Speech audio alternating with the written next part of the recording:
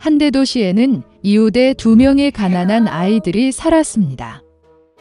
카이와 게르다는 남매처럼 서로를 사랑했습니다. 부모님은 그들이 지붕에서 서로 가서 장미 아래 벤치에 앉아 방문하도록 허용했습니다. 따뜻한 계절에는 이곳에서 다양한 게임을 발명했고, 겨울에는 따뜻한 난로 옆에 앉아 할머니가 자주 하시는 놀라운 이야기를 듣는 것을 좋아했습니다. 한 번은 아이들이 그림책을 보고 있을 때 카이는 눈과 마음을 찌르는 것을 느꼈습니다. 이것은 강력한 여인인 눈의 여왕의 거울 파편이었습니다. 그 이후로 소년의 행동은 극적으로 변했습니다. 그는 화를 내고 무례하고 잔인해졌습니다. 어느 날 카이는 터보건에 갔지만 돌아오지 않았습니다. 게르다는 카이의 실종 사실을 알았을 때 오랫동안 울었다. 하지만 그녀는 카이가 살아있다고 확신했기 때문에 그를 찾기로 결정했습니다. 오랫동안 거더는 숲과 들판을 걷다가 꽃에 묻힌 멋진 집을 발견했습니다. 안주인이 그녀에게 나왔습니다. 그것은 큰 밀짚 모자를 쓴 늙고 오래된 마법사였습니다. 노파는 게르다를 정말 좋아했기 때문에 불쌍한 소녀를 홀리게 하여 영원히 함께 떠났습니다. 거더는 여행의 목적을 잊고 친절한 여주인의 멋진 정원에서 많은 시간을 보냈습니다. 우연히 장미를 보고 카이를 기억하고 마법에서 깨어나면 길을 갔다. 도중에 거더는 크고 똑똑한 까마귀를 만났습니다. 그는 그 소녀에게 결혼을 앞둔 공주를 안다고 말했고, 그녀의 약혼자는 카이와 매우 흡사해 보였다. 까마귀는 게르다를 데리고 가기로 했습니다. 한 번 궁전에 들어서 거더는 미래의 왕자를 보았습니다. 불행히도 케이아이는 아니었습니다. 소녀의 슬픈 이야기를 듣고 공주는 마부와 하인, 신발, 머프, 멋진 드레스와 함께 황금 마차를 그녀에게 선물했습니다. 그리고 거더는 길을 쳤다. 어두운 숲에서 반짝이는 마차는 즉시 강도의 눈을 사로잡았고 즉시 공격했습니다. 강도는 게르다 포로를 잡았습니다. 그녀는 거더를 강도의 성으로 데려가 라플란드의 숲비둘기와 술록이 들어있는 동물원을 자랑했습니다. 그녀의 포로 이야기를 듣고 강도는 그녀를 불쌍히 여기고 카이를 찾아 술록과 함께 가자. 술록은 그 소녀를 나이든 라플란드 여성에게 데려왔는데 그는 지친 소녀를 데우고 먹였습니다. 그녀는 눈의 여왕의 궁전 근처에 사는 친구 핀에게 말린 대구에 대한 몇 마디를 써서 소녀를 도와달라고 요청했습니다. 그녀는 게르다에게 카이의 나쁜 행동의 원인은 그의 마음과 눈을 치는 거울의 파편이며 따뜻한 사랑의 마음의 힘에 얼음이 녹지 않는다면 결코 갖지 않을 것이라고 설명했다.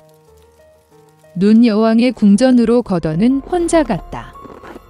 아무도 감히 강력한 여인의 집에 접근하지 못했습니다. 그녀는 매우 춥고 무서웠습니다.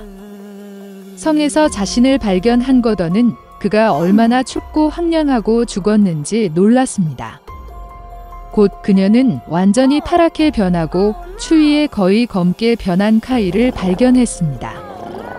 소녀는 구석에 앉아 빙원에서 영원이라는 단어를 배치하려고 했습니다. 이 경우 그는 전 세계와 눈의 여왕의 선물로 새 스케이트 한 쌍을 받았을 것이기 때문입니다. 게르다는 카이에게 달려가 그를 꽉 안고 울었다. 그녀는 뜨거운 눈물로 소년의 마음에 박힌 가시를 녹였다. 집어든 카이도 울기 시작했고 두 번째 조각이 눈물과 함께 그의 눈에서 흘러나왔다. 그들은 서로 만나서 얼마나 기뻤습니까? 그러나 기뻐할 시간이 없었습니다. 눈의 여왕이 돌아오기 전에 그들은 얼음 궁전에서 나와야 했습니다. 카이와 게르다는 마침내 눈의 여왕의 왕국에서 나왔을 때 그들은 서둘러 집으로 돌아갔다. 돌아오는 길에 그들은 거더의 수색을 도운 모든 친구들을 만났습니다. 집에서 가장 좋아하는 피는 장미가 그들을 기다리고 있었고 일어난 모든 일은 곧 무거운 꿈처럼 잊혀졌습니다. 옛날 옛적에 오래된 염소가 있었습니다. 그녀에게는 7명의 자녀가 있었습니다. 어머니 많이 아이들을 사랑할 수 있을 만큼 그녀는 그들을 사랑했습니다. 그녀는 숲으로 가서 점심으로 허브와 가지를 가져오려고 했습니다. 그녀는 모든 아이들을 불러 사악한 늑대를 두려워하라고 경고했습니다. 그는 종종 척하지만 그의 무례한 목소리와 검은 발로 즉시 그를 알아볼 수 있습니다.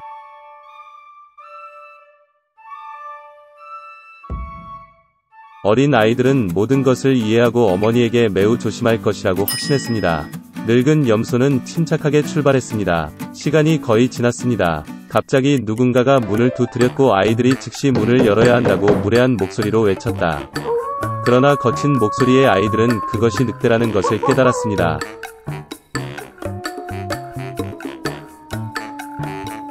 그들은 어머니의 목소리가 아니고 그녀의 목소리는 친절하고 가늘고 이 목소리는 매우 무례해서 늑대라는 뜻이라고 대답했습니다. 그런 다음 늑대는 상인에게 가서 큰 분필을 샀습니다. 그는 그것을 먹었고 그의 목소리는 가늘어졌습니다. 그는 돌아와서 문을 두드렸고 얇은 목소리로 아이들에게 문을 열도록 요청했습니다.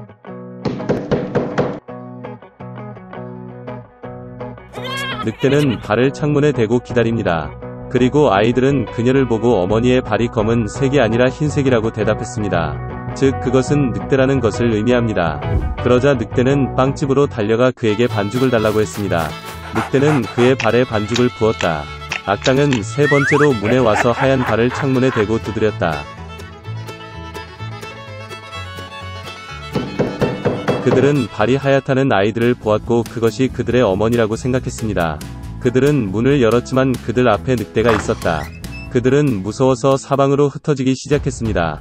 한 아이는 탁자 아래로, 다른 한 명은 침대 위에, 세 번째는 스토브에, 네 번째는 부엌으로, 다섯 번째는 옷장에, 여섯 번째는 싱크대 아래, 일곱 번째는 할아버지 시계에 숨었습니다. 그러나 늑대는 그것들을 모두 발견하고 턱을 열고 하나씩 삼켰습니다. 그가 찾지 못한 한 가지는 시계에 숨어있는 막내였습니다. 배불리 먹은 후 늑대는 떠났다. 그는 나무 아래 푸른 초원에 뻗어 잠이 들었습니다. 곧 늙은 염소가 숲에서 집으로 돌아왔습니다. 오, 그녀는 거기서 뭘 봤어? 점점 문이 활짝 열려 있었다. 테이블, 의자, 벤치가 뒤집히고 세면대가 깨졌고 베개와 담요가 침대에서 던져졌습니다. 그녀는 자녀를 찾기 시작했지만 어디에서도 찾을 수 없었습니다. 나는 그들을 이름으로 불렀지만 아무도 대답하지 않았다. 그녀는 시계를 향해 올라갔고 그에 대한 응답으로 막내 아이의 얇은 목소리가 들렸습니다. 그녀는 그를 데리고 나가 늑대가 와서 모두를 먹었다고 말했습니다. 염소가 가난한 아이들을 위해 울었던 방법. 마침내 그녀는 집을 떠났고 막내 염소가 그녀를 따라 달렸습니다. 그녀는 초원에 와서 보았습니다. 늑대가 나무 옆에 누워서 코를 골고 있었기 때문에 가지가 떨리고 있었습니다. 그녀는 사방에서 그를 바라보았고 그의 부은 배에서 무언가 움직이고 허둥대는 것을 보았다. 그녀는 그들이 그녀의 아이들이라고 생각했고 그들이 아직 살아있다는 것에 매우 기뻤습니다. 그녀는 아이에게 가능한 한 빨리 집에 가서 가위, 바늘, 실을 가져오라고 말했습니다. 그런 다음 염소는 가위로 늑대의 배를 자르고 거기에서 한 아이가 머리를 내밀었습니다. 그리고 나머지 6명은 뛰쳐나왔고 그들에게 나쁜 일은 없었습니다. 정말 기뻤습니다. 그들은 어머니를 안고 점프하고 춤을 추기 시작했습니다.